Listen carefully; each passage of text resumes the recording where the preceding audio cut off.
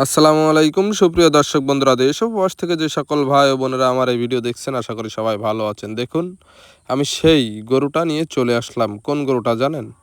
সেই শুকনো খোরা রোগে আক্রান্ত হওয়া সেই গাভীটা। হ্যাঁ, এই গাভীটার কিন্তু দাঁত মাত্র 4টে এবং পহেলা বাচ্চা দিয়েই 22 লিটার দুধ দেওয়ার রেকর্ড আছে। এরপরে গরু খোরা রোগে আক্রান্ত হয়ে বাচ্চা মারা যায় এবং গরুটা অবহেলায় এরকম নষ্ট হয়ে যায়। তা যাই হোক, আজকে আমি কি ট্রিটমেন্ট করব, কোন প্রক্রিয়ায় এর দুধ ফিরিয়ে নিয়ে আসা সম্ভব, সেটা আপনাদেরকে দেখাবো। হ্যাঁ, মাংসও বৃদ্ধি হবে, দুধও ফিরে আসবে। দেখুন, আমার সাহসী যুবক ছেলে আমার ছেলে খুব সাহসী কিন্তু। তা যাই হোক, আমি দেখুন প্রথমত 60 সিসি মানে 60 ml অ্যামাইনোভেট একবারে দিয়ে দিচ্ছি। এটা কিন্তু মাংসে দিচ্ছি প্রথমত। গরুটা কিন্তু খুব পরিমাণে খাবার কম খায় এবং খুরা রোগে আক্রান্ত হয়ে যে গরুগুলো তাতায় যায় মানে হাঁপায়, এই গরুটার কিন্তু সেই হাঁপানো সমস্যাটা নেই।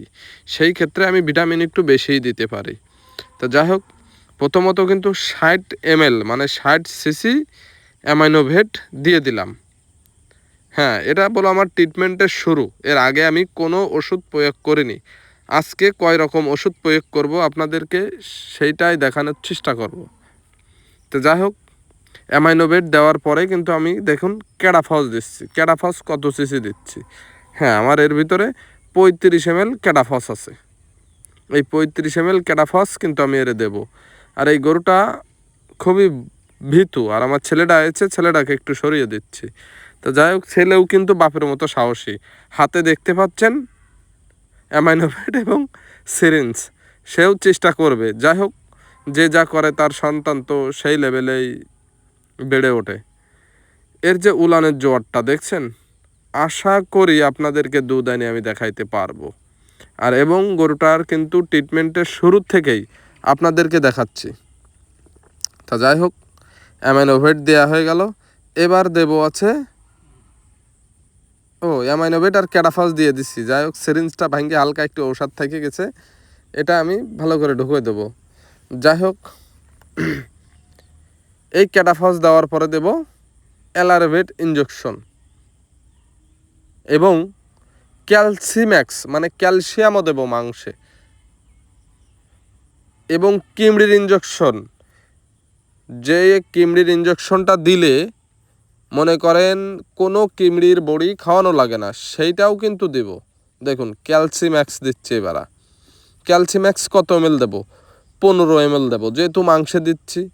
আর যদি বলেন যে ভাই এত এত ঔষধ একসাথে মাংসে কেন দিচ্ছেন, হ্যাঁ, আমি যে এই গরুটা স্যালাইন ক্যালসিয়াম করব, স্যালাইন ক্যালসিয়াম আমি যেরকম অনেকগুলো ঔষধ একসাথে দিই, কিন্তু এতটাই দুর্বল যে স্যালাইন ক্যালসিয়াম নিবে সেই শক্তিটা ওর কাছে নেই। এই কারণে কিন্তু আমি প্রথমত মাংসে কিছু ভিটামিন দিয়ে ওরে সচাল করে নিচ্ছি।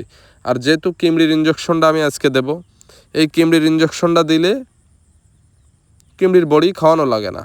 দেখুন, শুধু যে আমার ছেলে আসতেছে তাও কিন্তু না, গরুটা নড়িতেছে আমার পোষা বিড়াল, সে বলতেছে নড়িস না, মানে বিড়ালেও ট্রিটমেন্ট করতেছে এক কথায়। যাই হোক, এবারে দেখুন অ্যালারভেটটা দিয়ে দেব এবং কোলোমেকটিন সেটা রয়েছে এখানে। অ্যালারভেটটা খুঁজে পাচ্ছিলাম না, আনতে ভুলে গেছিলাম, নিয়ে চলে আসলাম। বলতেছি ভাইজান, যারা প্রান্তিক খামারি,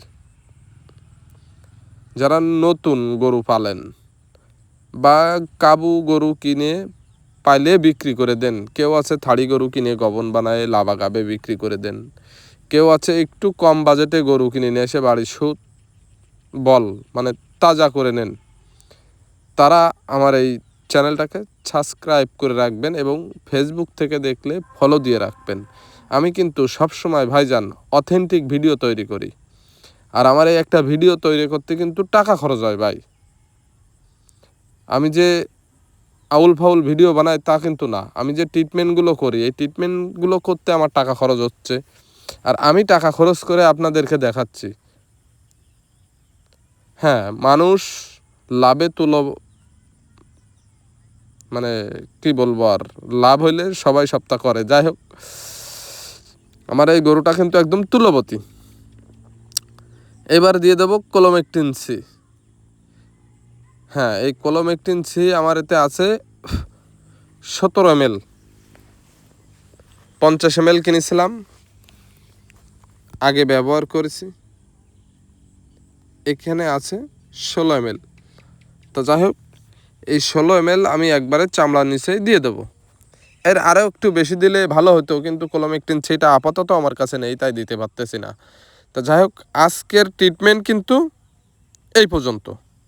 এর পরে আরও কি কি ট্রিটমেন্ট দেব, কখন কি কি দেব, ইনশাল্লাহ আপনাদেরকে দেখানোর চেষ্টা করব। সবাই ভালোবেসে একটা লাইক, একটা শেয়ার দিতে ভুলবেন না। তা যাই হোক, ভালো থাকবেন। আসসালামু আলাইকুম।